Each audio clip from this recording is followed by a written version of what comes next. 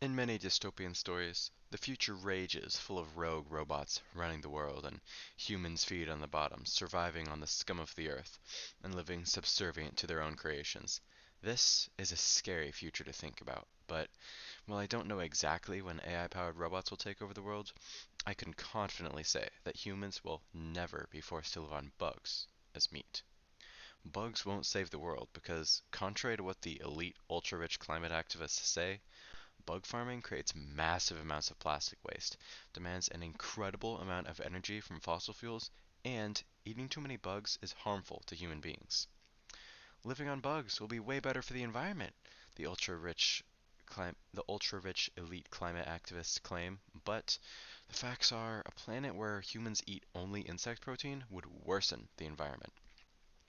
While the insects themselves might put less greenhouse gases in the air because bugs don't live as long as cows and don't fart or burp like cows, crickets need to be housed in a very specific type of facility.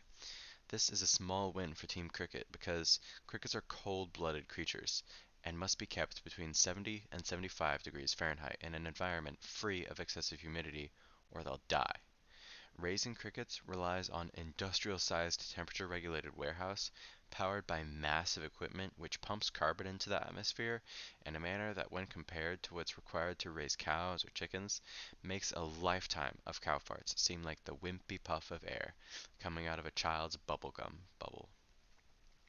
This is only one way that the elite ultra-rich climate activists are wrong about crickets being better for the environment. The most efficient way that we currently raise crickets is in rows and rows of plastic bins stacked high to the ceiling. Unfortunately, over time, this plastic will get brittle and need to be replaced. If the way we deal with excess plastic currently indicates anything, all that plastic is not going to be headed to the recycling plant. Based on what Alex warned us in his speech about trash, a world where all our meat is grown in plastic bins would significantly accelerate our race to have the plastic outweighing the fish in our oceans. While we are filling our oceans with plastic from farming bugs, that won't be the only way humanity will be harmed. Eating too many bugs causes problems in humans. The people groups who regularly consume bugs eat them in relatively small quantities because insects' exoskeletons are made of a substance called chitin. Chitin, while being difficult to nearly impossible to digest, has about the same nutritional value as hair and fingernails. Some studies show that chitin can build up in the human body and never get properly digested or disposed of. That's not the only harmful thing humans would get from consuming bugs, though. These bugs live their entire lives in plastic containers, which means there are microscopic amounts of plastic in their bodies. When we consume the crickets, we consume the plastic. The same climate change activists that are telling us to fill our bodies with chitin and microplastics also have the audacity to say that crickets are a superior food source to other meat because crickets can eat garbage. Unfortunately, you can't remove the guts from a cricket. A single bite of a cricket burger could contain 10 to 20 whole entire cricket corpses.